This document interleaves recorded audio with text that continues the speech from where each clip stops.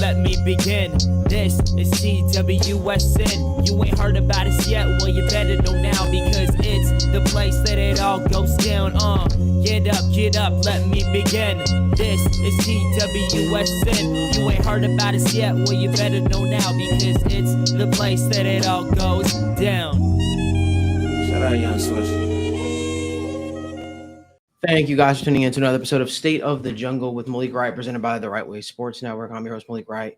Joined as always by my co-hosts, Logan former Daniel Alameda and 𝗦𝗣𝗢𝗟𝗡𝗦𝗢. Not much to get into. Some stuff to talk about, but not much to get into. Before we discuss things that happened, make sure you guys give the video a like, subscribe to the channel, turn on post notifications so you guys don't miss when we go live or when we upload content from the TWSN studios. Boys, I'll start this off by saying no one should be shocked that nothing happened. Let's start there. Oh, I'm sorry. Something did happen. Logan Wilson is no longer a Cincinnati Bengal. That did happen. That was something that definitely took place, because when you bench a former starting linebacker, right? I mean, and he asked for a trade, you expect something to happen there. But the Bengals were able to get back such a crucial pick, a 7th rounder for Logan Wilson. And man, will I say that was a home run get, because, you know, those 7th round picks always tend to turn into gold, right? Dejon Anthony's or whatever the case may be, the future. I want to talk about that, though. Bengals trade Logan Wilson. Let's start there. Logan, you are our residential Logan, so let's have Logan Fulmer give us his thoughts on Logan Wilson. I mean, it's just one of those things where I feel like it was kind of on the writing was on the wall there. I mean, you don't get benched and request a trade and usually hang around very often. I know we're kind of used to these, you know, these phony trade requests around the league for contract purposes, or just, you know, just to get a little bit more money, but it's never really because you just simply don't want to be there too much anymore. You're always trying to leverage something. But it got to a point where Logan Wilson, there was no point for him to be here. And as much as that sucks, he's done so well for us. He's done so much good for us. They made the decision to move on to other linebackers. And as any athlete really should, they're going to want to play. He's going to want to play. And they found a home for him. You know, it was a 7th round pick. I know, you know, people are probably a little annoyed that the return was light, but at the end of the day, when you are a starting linebacker, you were a starting linebacker on one of the worst defenses in NFL history, and then you get benched, then you request a trade. The team, like the Bengals, aren't going to have much to stand on here. You know, you can't ask for a 6 and then be like, no, he doesn't even play for you. And then what are you supposed to say? Well, he's a nice guy. You know what I mean? Like, they just didn't have much to stand on. They kind of pigeonholed themselves into a very light return. And that's what it is. You know, any and extra draft capital is nice at the end of the day. It sucks Logan Wilson went out the way he did, and he's not going to, you know, finish his career here, give us more productive years down the stretch for him. But I think we all kind of saw it coming at this point. Yeah, and just looking at, obviously, we have some comments like Pendragon was saying, didn't Al Golden say in the offseason he was going to build the defense around Logan? A lot of that could be coach speaking. At the end of the day, for me, when I look at this, and Pendragon also said should have just kept Logan, TBH, make him the starter. When this coaching staff made the decision that early in the season to bench him for these young guys, they sent a message. At that point, it was wraps. Like, you're not going to, as a coaching staff, say, hey, the guy who's been here, the guy who is a veteran, is going to take a back seat behind all of these, you know, behind these rookies. And after 2 weeks, we're just going to switch it back. That's not how it works. And I think you hit the nail on the head. If you're approaching other teams, albeit some teams maybe needing a linebacker spot, they're going to say, this guy is benched. This guy, why the hell am I going to give you a 4th round or a 5th round pick? So I'm not shocked that they didn't get a 5th or a 4th.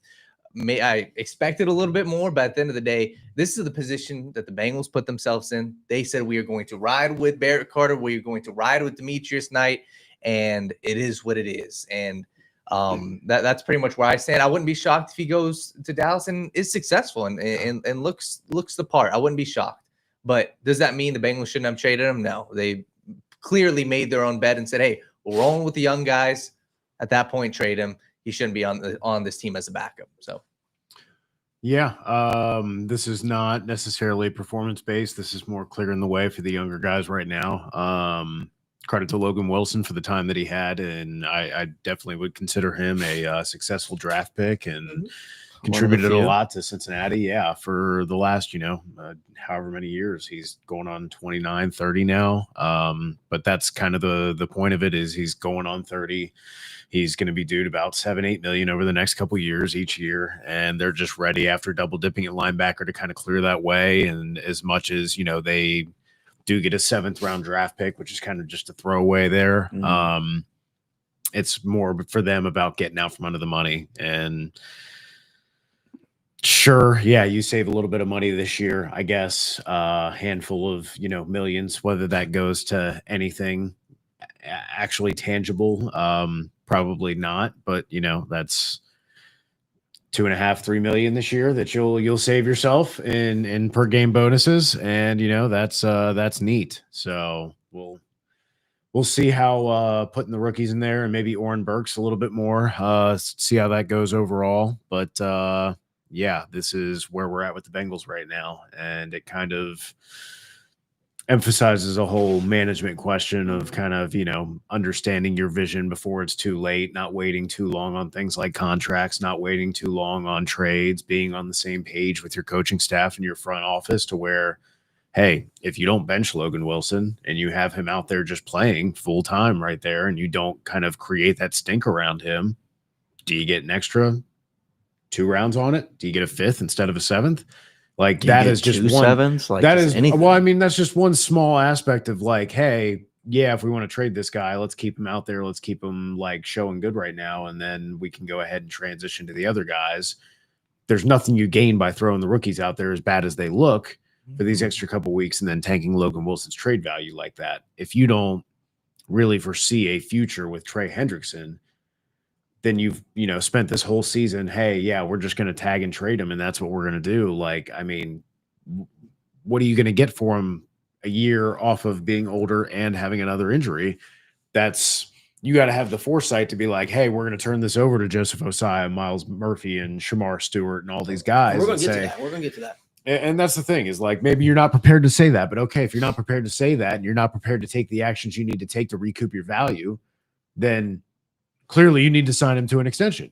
So like, that's kind of where I'm at. We're like, this is just another kind of episode in the saga of, yeah, I get it, but like, there's just ways you could have done this better. Like getting the contracts done sooner. It's like, yeah, you could have done this, but you could have saved yourself more than a couple million. So we're trying to shave off 2-3 million from Logan Wilson here. But when it comes to getting a contract done with T or Jamar, we can't save 10.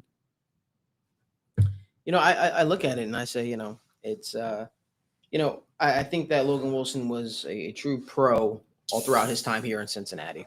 He was a true pro throughout his time here in Cincinnati. One thing I will say, because I think what's getting lost in this whole conversation is I think linebackers are one of the toughest positions to translate to the National Football League. We won't really know what we have in Demetrius Knight, Barrett Carter until maybe towards the end of the season to the beginning of next season. You won't really know because that's when the game really starts to slow down for these guys. So I thought it was a little bit of a unfortunate timing for those guys to be thrown into the fire. I know everybody wants Demetrius Knight to come in right away and be great because you draft him with the 2nd round pick, and then you're like also wondering, well, how much better could a 25-year-old linebacker that we drafted get? That all being said, he is also a rookie still. No matter what his age says, he's still a rookie. And the linebacker position is one of the hardest positions to translate to NFL success. That all being said, I think that they've had moments.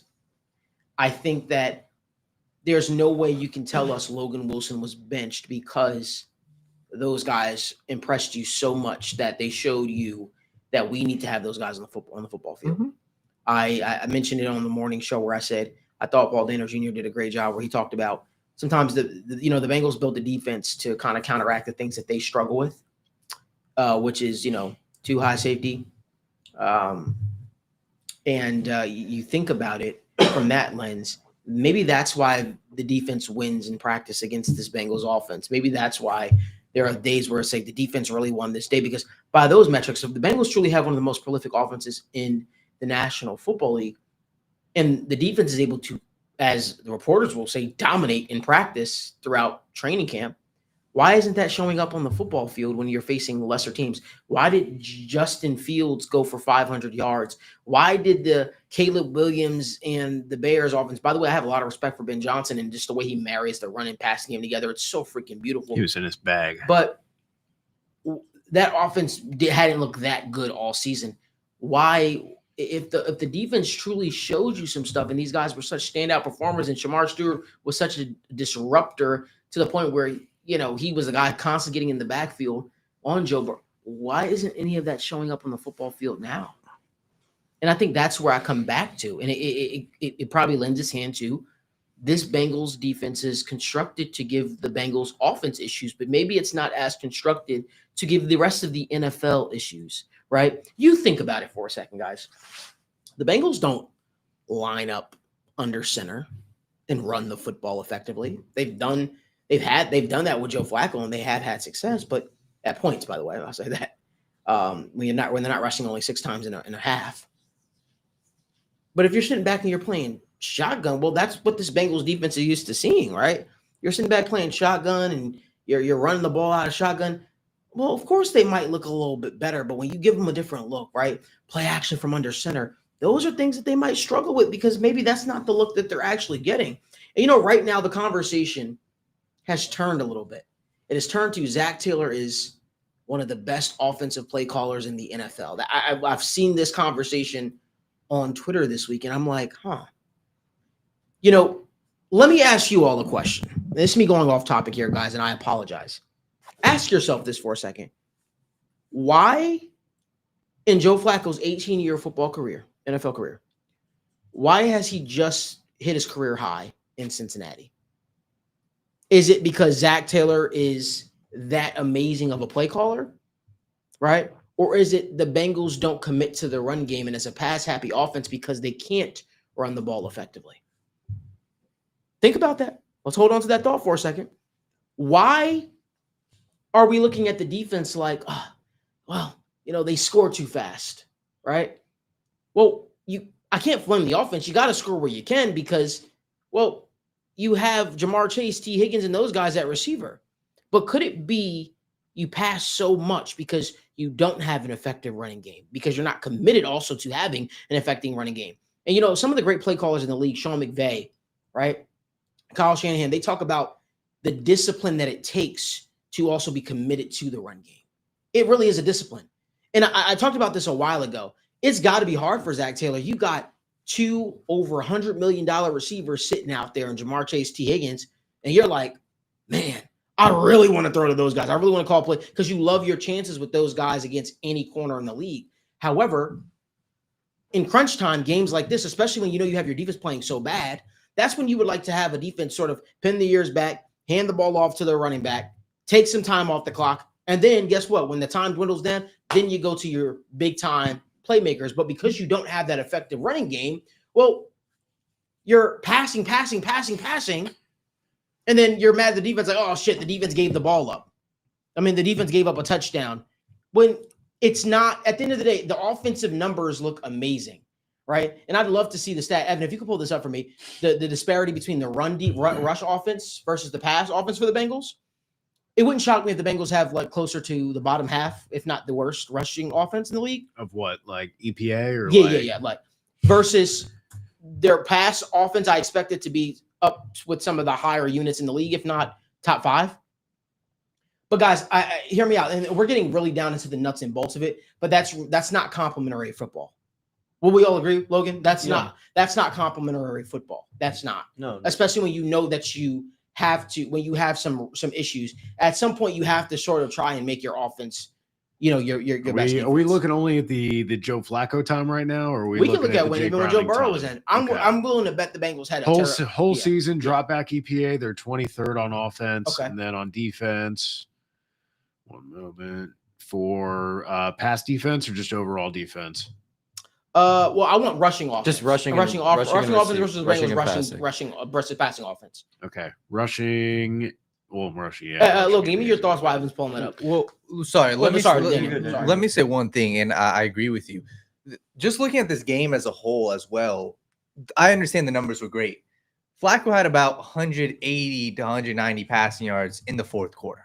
And that is how the game was going. And that is why I also don't put a whole bunch of weight into the overall stat line. It was a phenomenal stat line, but it was one crazy ass game. I mean, the fact that they had 2, 4, 6, they had 7 possessions in the fourth quarter is absurd. And I agree with you, Malik, because for me, the turning point really is when I'm just looking at this. It was the fourth quarter. I think people forget as well. The fumble that Flacco had really kind of turned, the entire game Which around. isn't fair. Yes. Because then you have to talk about Joe Flacco having to play a perfect game in order for the Bengals to win. Now it's like, oh, if Joe Flacco didn't fumble, no. If no, they were only down by 4 at that point. Those things happen in the league. You're gonna fumble the ball. You're gonna throw interceptions. No unit should be forced to have to play perfect because it's just not. It's not reality. This isn't Madden where I'm playing on rookie and my younger brother is playing on all Madden and I'm just whooping his ass, taking his ass to the woodshed, and he's never being able to cross the 50-yard line. That's not realistic. That's not how the NFL works. These teams are way too talented. No, I think for me, just kind of continuing about the offense and marrying everything together, I think something we've talked about, it's been a very big complaint of ours, especially with Joe Burrow, is putting a game away.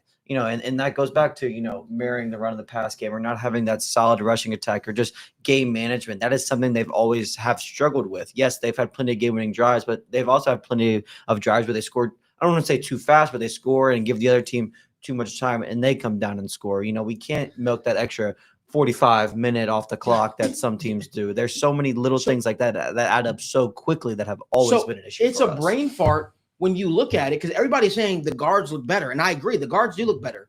And they were able to have success running the ball. Why did you only run the ball 6 times in the first half? Why do you choose to just go away? If the guard play is better, for years we talked about the offensive line is terrible. The interior of the offensive line but you've shown to have success in running the ball. Why do you go away from it? Why is there just such an allergic reaction? Is it the only thing that I come up with is because you have Jamar Chase and T. Higgins on the outside, and you want to be a pass happy offense. But that's also just not doing your football team in totality favors. We already know the Bengals aren't a good screen team. We know that, right? But we've also seen them be able to have success running the ball with Chase Brown. We've even seen them go under center with Joe Flacco and them able to turn out yards. So it begs the question, why do you choose to go away from that? Because every single time you put the ball in the air in the National Football League, it's a danger. But the defense has the chance to pick the ball off. And the same can be said, anytime you run the ball, the defense has a chance to make the running back fumble, the whole 9 yard. We get that. You're describing the difference between a good play caller and a great play caller. It's because you're talking about, it's not just having the good plays on the X's and O's, right? It's about the rhythm of play calling. It's about understanding what's working, when to abandon it, when to run the same play 3 times in a row because they can't possibly get in their run fits and get correct and get right and fix what they are having an issue for. There's been plenty of times where Sean McVay will run the same run play 3-4 times on a single drive until you prove that you can fix it. So, part of that is understanding the rhythm. There's been plenty of times at the end of the game, like you said, when you're up with the lead and you're trying to kill time, and then you'll throw like 2 incompletions on like some intermediate routes and not even like a short pass or like a quick look on that. That's when you're like, okay, well, why did you go away from the run if you were being successful there? And then if it's like, hey, okay, you had a first down run. Okay, there you go. You got the clock moving. Okay, but now if you get a first down, you win the game. And instead of, hey, all right, well, the first down run was 2nd and 10 now because you went for no gain because they were expecting the run. Now we got to get aggressive and go after the sticks. You got 2-3 downs. You win the game if you get across the sticks. You can't curl up in your shell then and then suddenly be like, we're going to run and go heavy while we do it, and not even show like, hey, we're going to threaten the pass. That's making it too easy. And so it comes down to like a gamesmanship almost of kind of knowing when to, and we've seen that throughout the time. We talk about the 4th down efficiency, where for the first 3 or 4 seasons, he had Joe Burrow. Zach Taylor was just rarely ever going for it on 4th down when it made sense. And then suddenly, like that one game in Baltimore, he went for like 7 straight 4th downs.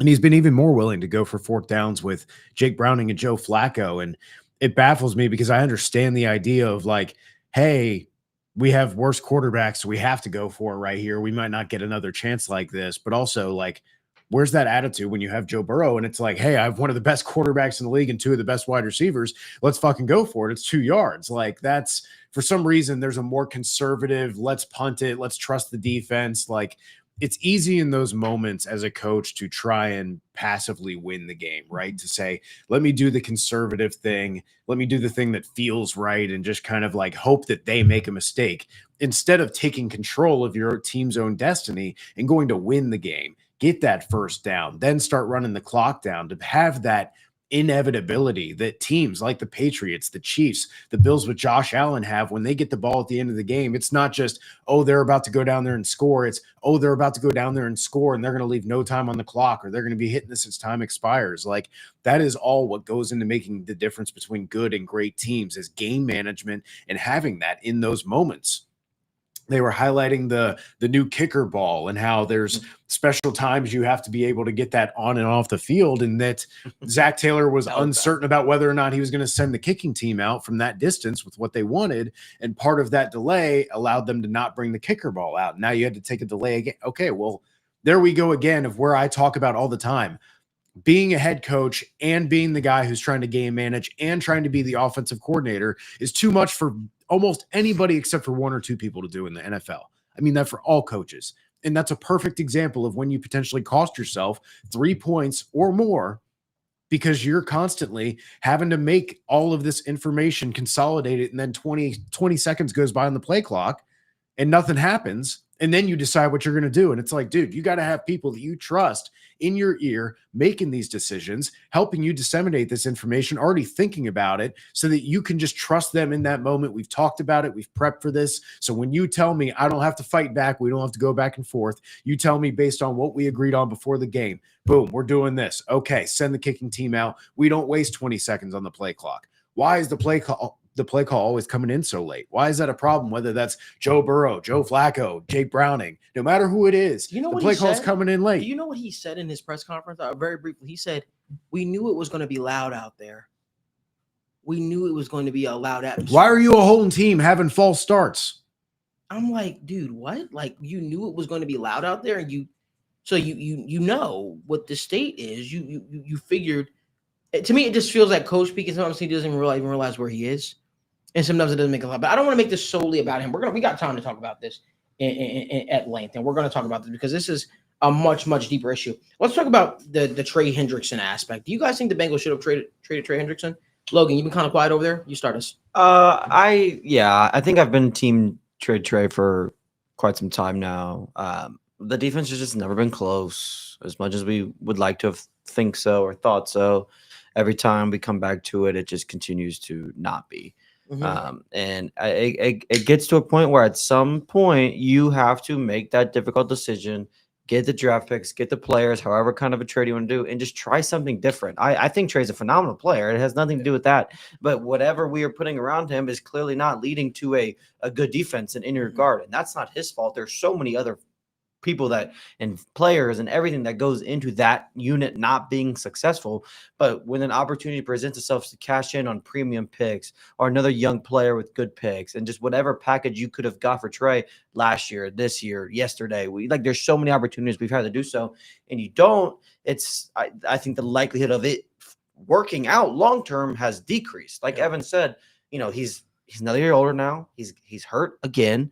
The defense is gonna suck. Now what? Are you gonna tag him next year? Who is he even gonna want to play on the tag? Are you gonna cause another, I don't want to say distraction, another just piece of drama out there with him not wanting to play on the tag or not wanting, if you don't know that you are going to give Trey Hendrickson exactly what he wants the moment he wants it again, why is he here?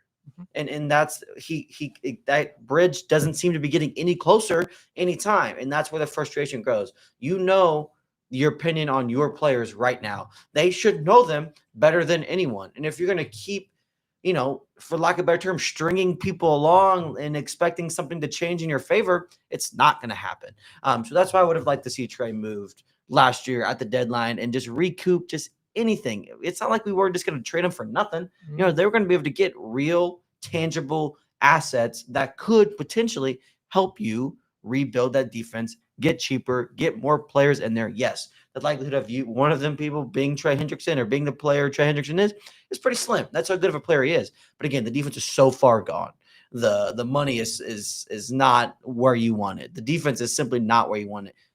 There comes to a point where you just have to try something different, and that's where I've been at. Yeah, to keep it simple for me, you're not winning anything this year. And that was my philosophy. I wanted Trey on this team, and I felt if you had a chance, even after the Flacco trade, I still had hope. Because, like, all right, it's early in the season. You can still turn around.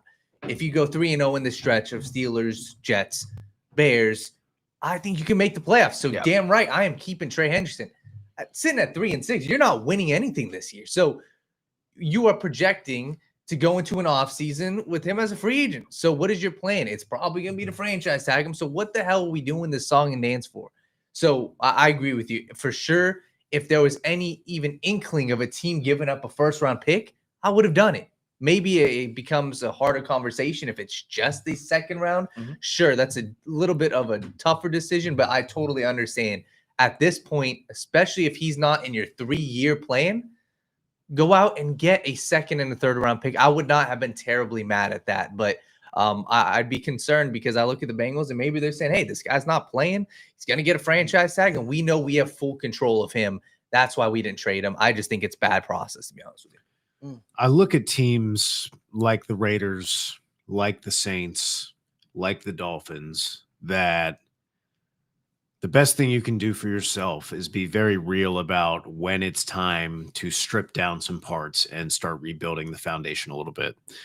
Those are teams that constantly paid guys who are over 30 big money to stick around. And oftentimes they didn't work out or had severe injuries or drop off in level of play. And that has made things difficult for those teams. And I don't want the same thing here to happen with the Bengals, where they keep trying to kick that can down the road of making any type of tangible investment or making any type of genuine, tangible, substantial change for fear of seeming overreactionary.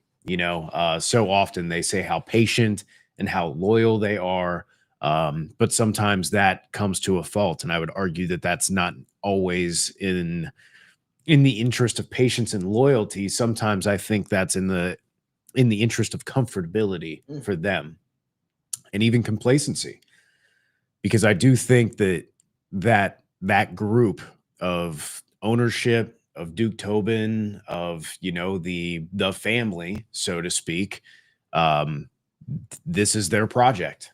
This is their hobby horse. This is, they all love each other and they love spending time together and they love gaming this thing and they love doing it their way, the way that Mike Brown's dad did it. A nice slender operation. And unfortunately, they don't have the football aptitude that he had. And that's where things become difficult, because if you're hamstringing yourself to where you say, no matter what, we're not going to hold ourselves to the standards that everywhere else in the league does, we don't have consequences, then why would you ever change? Why would you ever evolve? Why would you ever innovate and do something different? Because you're ultimately not trying to seriously compete. You're comfortable, and you're comfortable competing your way with the people around you that make you happy, that feel nice. And that's not a formula for winning. That's a formula for feeling comfortable. And that's where they're at right now, because if Duke Tobin's seat is never going to be hot, if Katie and Troy are never going to be held responsible for how they approach negotiations and the hard lines that they draw in the sand, how much control does an aging Mike Brown have in this organization? And at what point does he take a step back? They all have their handprints on this. And until they are able to be held responsible in any sort of way, you're not going to get a significant change outside of a collective change of heart there.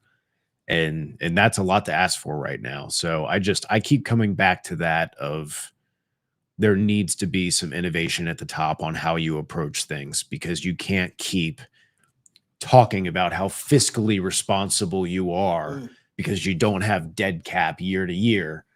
Okay, how bad did Trey Waynes and that whole situation blowing up, how bad did that hamstring the Bengals? It didn't. Were they talking for a year or even two or just even one season about, gosh, I'd love to do more, but that Trey Waynes move is just killed. No, you didn't even feel it. Yet they talk and tout about how the dead cap is always, oh, it's so great. Okay, you save yourself 5, 10 million, 12 million on taking a chance on actually winning, on actually being aggressive, on something you think could possibly be a move that helps you, and it's a bit of a gamble. To me, how could that scare you, right? How could the success that you had when you chose because again, it comes back to the negotiation thing of they want this dollar amount, and that's winning to them is financials. It is the financials of that. But I posit, why are you sitting here saying we save this much money on dead cap? We're so shrewd. We're so smart. Look at us every year. Yet you cost yourself $10 million on Ja'Marr Chase on yearly value, on T. Higgins, on Trey Hendrickson. How much could you save if you just got the cash right and put these people in extensions early for longer? You could save 20, 30 million. So we're talking about a theoretical dead cap for a player who hasn't been signed yet, who might not work out. But we're talking about the players you want to keep that you know years in advance are part of the plan, and you still can't get those done to save a tangible 30 million that's real, that we can point to say, here's the players, and they're worth it. That's where I'm like, we're talking about we save 5, 10 million over here on a theoretical player because we're being careful, and we're not going to be reactionary, and we're not going to go out over our skis, and we're not going to risk ourselves financially. These teams don't care. They'll go through those periods. The cap is going up. You can sell off small portions of your team for hundreds of millions of dollars. The Patriots just did it for like 5% of the entire ownership to where they don't even do anything. They're a silent partner. They're happy to just put their money somewhere. It's going to double and triple in 10 years. They got 250 freaking million for like 5%. If you got money problems, there you freaking go. You're not losing control of anything. So, like, I just hate the idea that there's nothing they can do, that they're just so careful and so shrewd and so just financially smarter than everybody, when there's so many things that you can point to that just say the opposite. And we talk about the tangible money, the players that we don't take risks on. And I'm like, go take one. Because right now, the way you've been operating is just not enough. I think you just cooked. You just provided a cook session, and I just want to give you your flowers. This is why I'm happy you came out of retirement. All right, I always will say that because for those of you who don't know, Evan did retire. But you took a sabbatical. But man, while we got you guys here, if you guys do us a favor, huge favor, give this video a like, subscribe to the channel, turn on post notifications so you guys don't miss when we go live or upload content from the TWSN studios. I want to talk about this though. You know, there was a report that came out. And it was weird because it really, when it wasn't even a report, but the way it was stated, it sounded like a report. And it was from Mike Florio, who you have to take with a grain of salt, Pro Football Talk. We all know that. But he says pretty much he's hearing that Duke Tobin is on the hot seat, that he could be out as early as the bye week, yada, yada, yada. I struggle with that for other reasons that I won't get into. But let's talk about the hypotheticals. Is Duke Tobin actually on the hot seat? Would the Bengals move off of Duke Tobin? Here's my fear. Whoever comes into the building would have to operate under the same constraints. Do I think Duke Tobin is a great drafter? No. Do I think Duke Tobin has done things well for the Bengals? Yes. However, imagine them bring in a general manager, which I feel as if they were to move off of Duke Tobin, they would promote from within, and that promotion from within would come to Trey Brown. That's what it just feels like to me. But let's say hypothetically they went out and they hired someone else, and someone else with different ideologies, different beliefs. Well, do you still trust this front office that when it comes time to pay said player, they'll do that? Here's the other thing. Do you think that by getting rid of Duke Tobin, the front office would say, you know what? We got rid of Duke.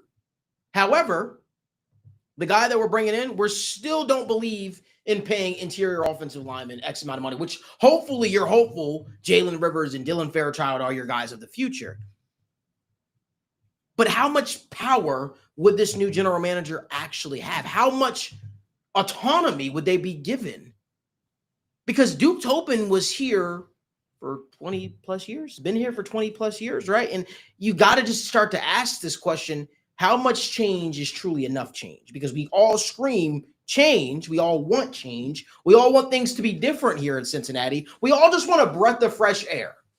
You know, I saw a great tweet where someone said, you know, we got rid of Marvin, we got rid of Lou, we are now talking about getting rid of Zach, and now we're back to getting rid of Tobin. But the problem is the family, and it's like, yes, you can't swap out ownership groups. You can't. You can wish and hope that Jeff Bezos is going to say, you know what, Brown family, here's a bunch of money, but Jeff Bezos probably moved the Bengals out of Cincinnati and try to go to a bigger market, but that's a whole different conversation for a whole different type of day. The conversation that I want to have, because I don't want to see them sell the team, be honest with you. You want to know why? Because I think that anybody else that would take over this team would probably look to move them out of Cincinnati. I genuinely do. And maybe they wouldn't, but to me, that's a dice. And I think that football means too much to this city, to these people. So I won't just say sell the team. How about get out of your own way? There is a real thing about being in your own way. Sometimes you got to grab guys who are smarter than you, who know football, who understand cap management, who understands being aggressive, especially in 2025. And it's clear right now as it stands, the Bengals don't have that in their front office. They don't have someone pounding the table. And yes, in business, situations are going to be contentious. There are going to be things that you do that I disagree with. There are going to be things that I want you to change. That doesn't mean I hate you. That doesn't mean that I don't love you. That means, you know what, we're all committed to do a damn job. And that's bring a championship to the Cincinnati Bengals. And right now, the entire fan base, the entire media personnel, people are asking themselves, do you genuinely care about winning? Do you actually want to put together a winning football team? You know, for being a rookie, Shamar Stewart said something that was so impactful, and it was the Bengals aren't interested in winning championships. They're interested in winning arguments. Mm-hmm. I thought that was so profound. Because I think it's so profound that they pick and choose when they're going to do that. They pick and choose when they're going to go that route. And for me, I just feel you can't solve the issues of this team right here, you know, in the door of the Bengals bye week. Even Those when issues, you sign, it's never clean. It's never. But I will say this, man. I do feel like there's real change coming to Cincinnati. And I feel like the national pressure, the national media, the pressure of people saying, we want change. It is a damn travesty that Joe Burrow and this Bengals football team has not been to the playoffs in 3 years. Now, guess what? We can look to Zach Taylor, but Zach Taylor could say, guys, what do you brought me in to coach offense. I'm putting up 40-plus points with a 40-year-old at quarterback who just arrived in Cincinnati 3 weeks ago. What more could you ask for? And you know what? It's hard to argue that. It is. You can't then say, oh, well, it's Al Golden, because I believe Al Golden is a step down from Lou Anarumo. And I think they run similar defenses. So what's the issue? Well, the issue is the mismanagement of the roster. Who does that fall back on? The front office. That's when guys like Duke Tobin's job comes up for question. That's when people start spotlighting the Brown family. Because we've seen good players in Cincinnati walk out the door. I get the decision-making for not wanting to pay a DJ Reader. Oh, DJ Reader, you've been dealing with injuries. We don't want to commit to that, but you commit to BJ Hill? Huh? I didn't understand letting Jesse Bates walk. I've been very vocal about that. I understand not wanting to re-sign 𝗕𝗙𝗎𝗪𝗎𝗍 coming off the ACL tear, who quite honestly look different. I get that. But to me, it's letting good players walk out the door without proper solutions in the building. Or even if you know you have a proper solution in the draft and you say, why I really like this guy coming out of the draft. We're going to let Evan walk because we got this next up-and-coming young kid who's going to be an absolute killer. He knows the stats. He knows PFF. He knows all this stuff like that. But then it comes time to grab the kid and you're like, I won't be aggressive. What? So why'd you let Evan walk? Why? If you had no plan in place, why? So back to the old question. You know why I was so furious about the Trey Hendrickson thing? Because to me, if you're not going to negotiate with a guy in good faith, move on. Mm-hmm. Move on. Yeah. Every NFL team around the league is searching for draft capital. Every NFL team around the league is trying to get more picks. And guess what? People were popping off, giving out draft picks like they were popping bra straps off back in college days. They were willing to just give it up. They said, here you go. You mean to tell me there were teams that were actively interested in Trey Hendrickson and you say, We're going to hold on to Trey. Okay, I'm fine with that. Hear me out. I'm fine with that because there are people on Twitter that will take this and spin it. Hear me out. I am fine with you holding on to Trey. Are you making Trey a part of your long-term solutions, long-term plans? Because, guys, I have a little bit of a theory here. Bear with me for a second. I think, and if I think if my theory is right, it's nasty work on the Bengals end. Can I tell you what my theory is, guys? I think the Bengals are going to franchise tag Trey. And then I think the Bengals are going to lowball Trey again. And I think the Bengals are going to say, hey, look at your numbers. You're not worth that. Hey, we tried to put you out there for trade. No team would give us a first-round pick for a 30-plus-year-old defensive end. I think they're going to use those numbers at the negotiating table with Trey. And what could Trey say? What could Trey say? Besides be disgruntled, be upset, and then be pissed. Do y'all think that's toxic? Because some people will say, hey, no, that's just business. It just happened to tilt our way. We said, Trey, we'll pay you, but we'll pay you at 24. We'll pay you at $25 million. But I've got a theory that when it comes time to negotiate with Trey, I don't know if an honest attempt will be made. But then you know what the Bengals will say? Trey, your franchise tag, bud. Your franchise tag, bud. We're franchise tagging you again. Remember we ripped up that contract you were paid last year, $18 million? Now you're making closer to $30 million, 28, 29 million, whatever it was. We paid you in good. You can't say we didn't have your back, Trey. We negotiated with you in good faith. And some might say that's the art of the deal. I think that's nasty. And hear me out. Are you then going to take those said funds and say, you know what? We need an infusion of new players on the defensive side of the ball, and that's what we're going to spend on? Because I have a funny feeling the Bengals in the offseason are going to splurge a little bit on the defensive side of the ball. Not crazy, not go out there and pay people insane. I think they're going to say, you know what? We'll pay people that we think are admirable upgrades to this defense, and we're going to hope that we get lightning in the bottle again, like we got during the Super Bowl run. But that's what I feel in my gut or my core, my chest, my body. That's what I feel the next steps are. And guys, I'm being honest with you. It might work out for the Bengals that way. I do worry about how the morale would feel about. I do worry about, because players watch, players pay attention. If you plan to make DJ Turner a part of your long-term plans, if you like what you see this season, you better sign him fast. Yeah, because you're going to nickel and dime him. You better get your free agency list together now if you're the Bengals. Now. Because let me tell you something. The draft, it ain't happening. It's not happening. Right? It's not happening. You're not going to draft somebody. They're instantly going to come in and play a boatload of snaps for you, be an impactful player. You say, well, look, we made our point. It's very clear. Any change that needs to come on this defense, you need an infusion of talent. I don't even want to say at all three levels of the defense, but definitely at the safety spot and definitely at the defensive line spot. And you want to talk about pigeonholing yourself, bad contracts? Shit, look at the BJ Hill contract. You're pigeonholed there.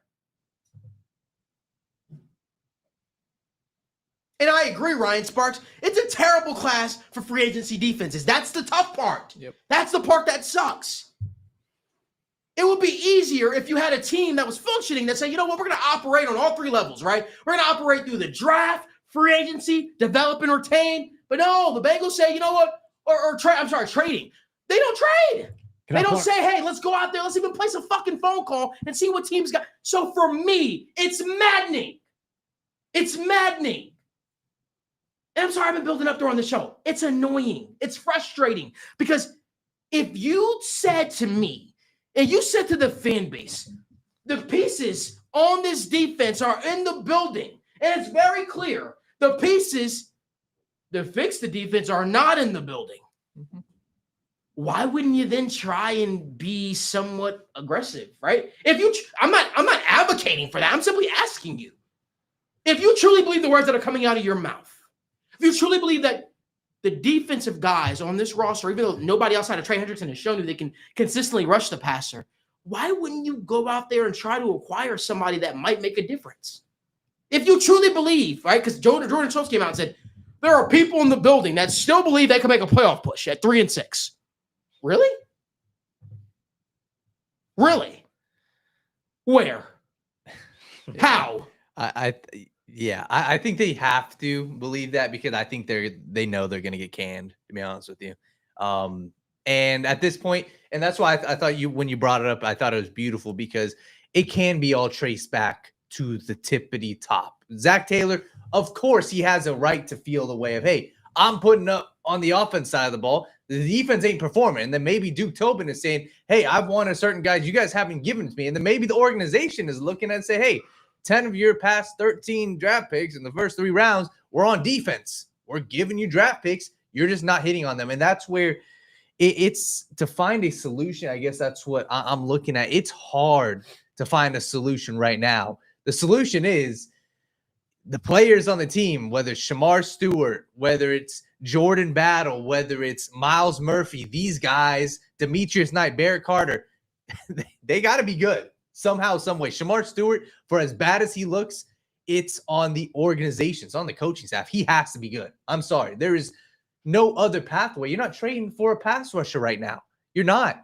Because what sense does that even make? You just invested a first-round pick, and you're going to go out and trade for a star pass rusher? That's not happening. Maybe you go out and get a Joey Bosa or a Khalil Mack and free agency, but what is that really doing? So the Bengals, they have a lot of work to do, and they put themselves in this position because they've had chances, and this is the defense that they feel. It's just like you just let this thing keep dwindling. And I understand the logic to a degree of like, we're going to build through young players. And now it was this whole thing of, well, remember it was like Lou couldn't develop young guys. Well, can Al? I think that's unfair to say that about these guys. I think that the front office, and albeit they have promised we're going to draft a defensive player this year. Mm-hmm. They just panic and they pick the next defensive guy. Yeah. If you guys don't believe me, ask Trevor Sikkema, the private conversation him and I had at the NFL Combine. When he asked me, he said, who are the Bengals going to draft? I said, I think they're going to draft Shamar Stewart. And I said, I won't say what I said. But I said, I really hope that Walter Nolan was a priority for them. I really hope that they are aggressive and they try to go up for Walter Nolan because it was very clear to me, although Shamar Stewart, we don't know the kind of player he's going to be fully at the end because he's dealing with another injury. I think it's very hard, right? It's a hard sell. And then you're like, well, he tested like an absolute freak. He's an absolute. I got to stop you there because I got a problem with the process there, right? So and I know where you're first going. And foremost, okay? Someone brought it up earlier. Free agency, right? Oh, it's a weak defensive class. They've set themselves up pretty poorly to dip in hard into a weak defensive class. Yeah, you're right. And in the draft, when it was a weak defensive linebacker class, they double dipped. And the year prior, when it was a weak defensive tackle class, they double dipped because they needed defensive tackle because they like you said, they pigeonholed themselves in that corner. They did it with linebacker. And the year before, when they did it with Yoshi Voss and Charlie Jones in a weak wide receiver class, they said, hey, we're going to take these stabs at these mid-round guys. And you really haven't gotten much other than some punt returns from Charlie Jones, and Yoshi Voss has been solid. Sure, absolutely. But you just keep putting yourself in these positions where you have to already you force yourself to play in these waters. And then on top of that, when you talk about what happens when you're reaching so often based on consensus, you're losing a full round or two of value when you're talking about the reaches that you have here. Like the Charlie Jones pick was 32 picks over consensus. That's a full round value. When you're talking about Demetrius Knight, that was a 34 pick difference from consensus. That's a whole round of value. Dylan Fairchild, 37. That's a whole round of value. And the problem is not just saying, hey, blindly pick off this consensus board, but when you're picking constantly a full round value over, well, now instead of having a first, second, and third round pick, you basically gave yourself a first, third, and fourth round pick. every time that you're drafting a guy a whole round early, you're changing that second rounder to a third rounder or that third rounder to a fourth rounder. And anyone who'd sit there and say, do you want to just swap fourth and third rounders with us? You'd be like, no, I want the top 100 guy. Yet they constantly do this where they will dip into those, where they get those guys. And even when you look at the consensus, you don't just blindly pick, right? You listen to your medical people who are telling you, hey, maybe this guy has something that's going to preclude him from making it past 3, 4, 5 years and you want a long-term player. Okay, I get that. You have off-field stuff with a guy like maybe Mike Green where you say, hey, we don't feel comfortable. Or Jermaine Burton, we don't know if he'll show up to practice. Okay, I get that. But sometimes when you go, hey, Miles Murphy, Shamar Stewart, they were right around consensus. I say, yeah, no, I completely understand that. But when I put that through the lens of the Bengals context, I go, what in the ever-loving fuck makes you think you can develop a defensive lineman? Because I'm looking at all your picks from the last 10 freaking years. And let me just, to be fair, I'll leave the 5th rounders out. I'll leave the 6th and 7th rounders out. We'll talk about guys you want Logan Wilson level production out of, like 3rd rounders. Marcus Hardison, round 4. Andrew Billings, round 4. Jordan Wilson. He's on the Bears still. Yeah, plays, Jordan right? Willis, round 3. Carl Lawson absolutely had a good rookie year, had some good rotations. You know what? To be nice, I'll give it to him. All right. Ryan Glasgow. Sam Hubbard, who I argue did not develop better, came in as an excellent run defender. Yes. Absolutely had the year where he got good sacks from hustle, but that was more Trey and being in the right position at the exact same player he was at Ohio State. He basically was in Cincinnati. If you want to say he got a little bit better, okay, fine. Again, I'll give you that one. But again, the next, Rennell Wren, Joseph Osai, 13 sacks in 4 seasons. Is that what we're expecting out of a Logan Wilson 3rd rounder type? I'm expecting a little bit more than what you get there. Cam Sample, Tyler Shelvin, Zach Carter.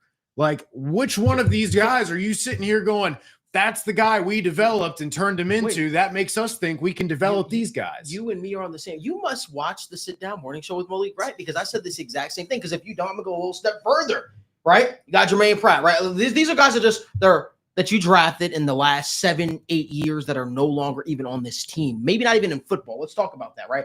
To just piggyback more off of Evan, I apologize if I mentioned those names. Awesome. Right? Jermaine Pratt, Rennell Wren, Deshaun Davis, right? Akeem Davis-Gaither. Remember this guy's coming up? Khalid Kareem, Marcus Bailey, Joseph Osai, Tyler Shelvin, Zach Carter, Jeff Gunter. And now we're on this next phase of defensive guys that we drafted. And I'm strictly defensive draft picks under the Tobin and Zach Taylor regime. Miles Murphy, Chris Jenkins, McKinley Jackson, Dejon Anthony, who I guess he's dealing with an injury or something. But this is what the picks on the defensive side of the ball. Your 3rd round pick can't even see the football field. This is the group of guys that you guys drafted that you said, you know what? Al Golden is going to get the most out of him. You know what? Lou Anarumo is going to get the most out of him. Guys, I got something to tell you. I don't know if any defensive coordinator we went out there and we hired, say we, like I'm a part of the Bengals. If I was part of the Bengals, we'd be doing something different shit. I promise you that. But any defensive coordinator you go out there and you bring in, I know people wanted Matt Eberflus and all this stuff like that at one point. Do you really think, right? And we see what's going on right with his defense right now. Do you really think that they would be able to get more production with these guys? No. Do you guys simply just think the Bengals made the wrong pick at defensive coordinator? Probably, maybe. I don't know. No. But it's very clear to me you can't judge them from that kind of a lens, because guess what? The talent is clearly not there. We're having defensive player-only meetings in week 9. We're having tackling drills in week 9. Fall starts in week 9 at home. It's the stuff that we were supposed to get wrong, but they all played more in the preseason, Malik. I was told that was going to fix You know what they said? They said Lou Anarumo was the problem. You know what we're going to do?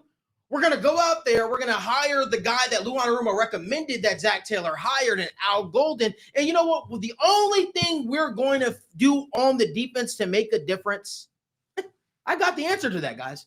You know this guy, in the words of John Gruden, how he talks. We're going to go out there. We're going to bring in TJ Slaton from the Green Bay Packers. That's what we're going to do. We're going to bring in TJ Slaton, right? Then we're going to bring in the backup linebacker who had the best PFF grade in the playoffs, Oren Burks. That's what we're going to do. That's the difference we're going to make. Come on, man. Like, that's the difference. that this defense needs. Orenberg's TJ Slaton, sign me up. And Al Golden, coming from Notre Dame, sign me up.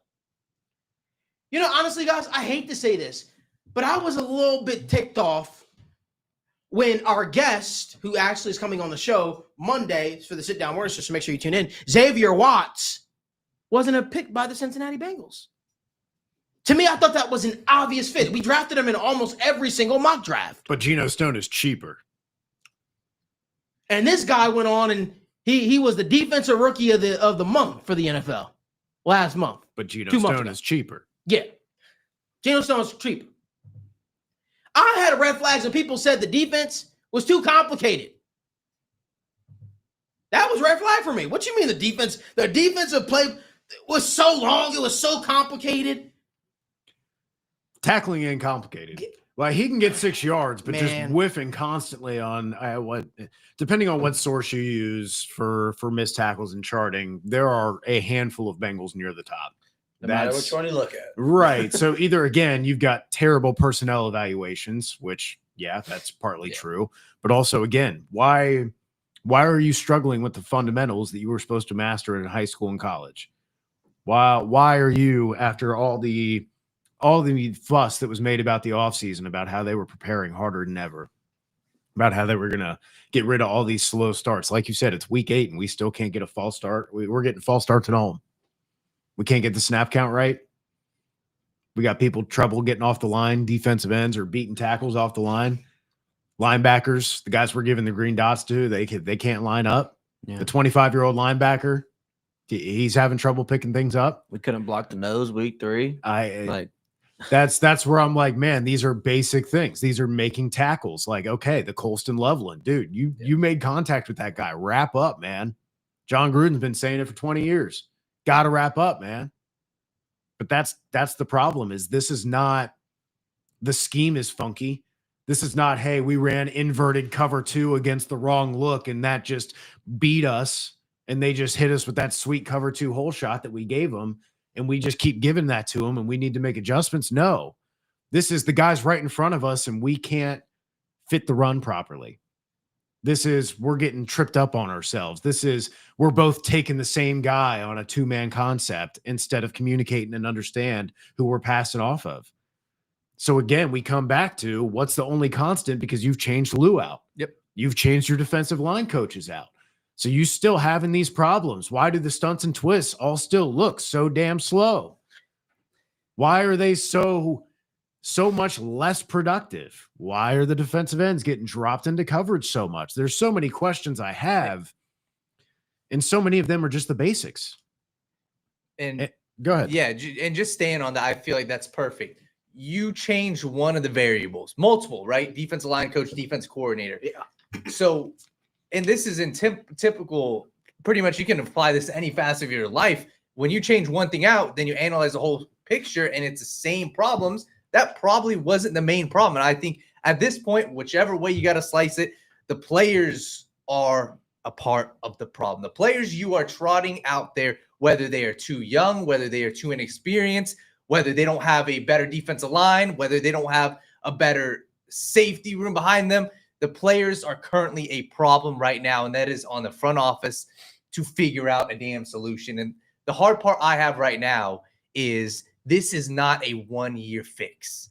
And that is the concern I have, because you put yourself in the position of Shamar Stewart, Barrett Carter, Demetrius Knight, those guys, you tied yourself to them. So you have to pour everything into them and figure out how else to build this team. But this is not a simple one-year fix. I think you got DJ Turner is a nice building block. You got probably maybe Dax Hill is a nice building block. But what else? And that is up to the front office. And like we said, it's going to be a very fun offseason for us, whether it's draft, free agency. It's going to be fun. But the problem is, where do the Bengals actually go? And another question, the same thing we talked about Trey Hendrickson. It is tough as a organization to look at this talent projecting to the future when you don't even know what the hell you're doing with your edge rusher. Is he playing? Is he going to hold out? It's the same exact thing. The process this season was terrible, in my opinion. How the hell week 1 were you heading into the season with Joseph Ossai and Myles Murphy and Shamar Stewart as your starting pass rushers. That's what they were because Trey was holding out. And that's where the process is completely effed up. And I don't know how they necessarily fix the process this season. So, yeah. Yeah, there's a lot to unpack, and I feel like there's just so many avenues in which we could go in with this. It's not a clear-cut answer, right? There were some critical errors made on the way here, but it's very clear to me that you're going to have to address this thing via free agency, which is something you've been reluctant to do since 2021. You're going to have to do that. You're going to have to try and find fits, not stopgap fits that you make out of panic because you lose a guy because you weren't able to agree to terms. You're going to have to truly go out there and bring guys in here that you think could make a difference on the defensive side of the ball, that you are going to respond. You're going to expect to play serious snaps for you.